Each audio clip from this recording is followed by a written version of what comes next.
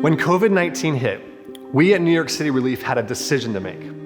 Stop our outreaches or carry on. Because of our unique ability to serve outdoors, and with food programs shutting down, our answer had to be carry on. But it was scary. We constantly had to weigh the possibility of infection against the cold fact that more and more people would go hungry without the hot meals that we provide. The lines grew, and soon we were serving double, triple, quadruple the usual number of guests. As the pandemic spread, especially throughout New York City, it hit low-income and homeless communities the worst. We knew that our friends were not safe. Keeping people fed while keeping the risk of infection low became the main goal. It wasn't easy. The personal one-on-one services we usually provided were no longer appropriate, and sweeping changes were made. These included meals in to-go bags, hand washing stations, masks, 6-foot distance markers, thermometers, hand sanitizer, and resource sheets for other meal locations and bathrooms. Every possible measure was utilized to keep everyone as safe as possible.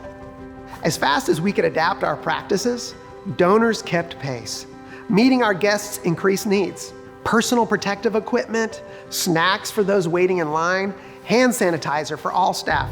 All this and more came pouring in.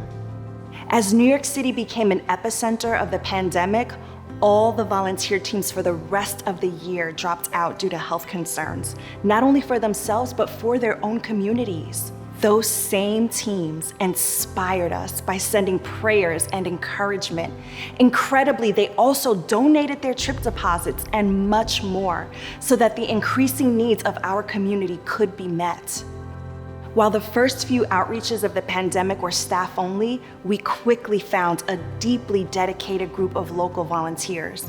Some of them served over 100 hours of volunteer time.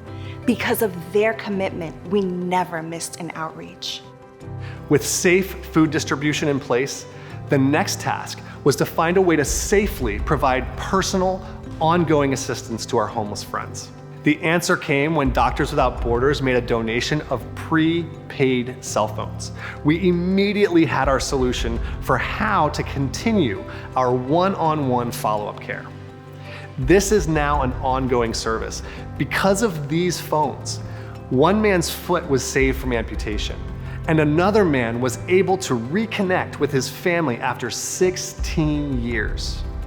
Many of our guests have now been able to call 911 to get emergency care. Generous donations enabled us to provide hotel rooms for guests, safe places for people to shelter or even recover from COVID.